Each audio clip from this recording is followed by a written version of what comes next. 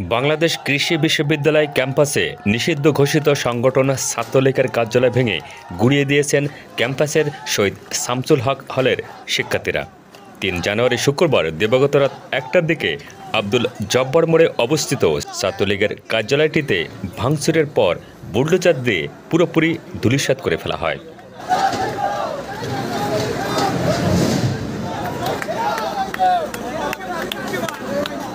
রাত ২টার দিকে নাম প্রকাশ না করার সত্ত্বে শহীদ শামসুল হক হলের এক শিক্ষার্থী বলেন, এর মাধ্যমে বাকৃবিতে নিষিদ্ধ সংগঠন আওয়ামী লীগের প্রতিষ্ঠাবার্ষিকীতেই ক্যাম্পাসে তাদের কবর রচিত হলো। যে বা যারা ছাত্রলীগকে পুনর্বাসন করার চেষ্টা করবে তাদের বিরুদ্ধে আমরা শহীদ শামসুল হক হলের সাধারণ শিক্ষার্থীরা কঠোর ব্যবস্থা নেওয়ার হুঁশিয়ারি দিচ্ছি। এর আগে গত ৫ আগস্ট বিকালে ছাত্রলীগের কার্যালয়টি প্রথম দফায় ভাঙচুর করা হয়।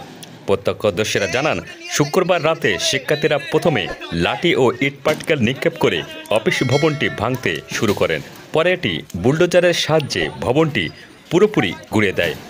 এ সময় উপস্থিত শতাধিক শিক্ষার্থী নেচে গেয়ে ও বিভিন্ন স্লোগান দিয়ে আনন্দ উচ্ছ্বাস প্রকাশ করেন।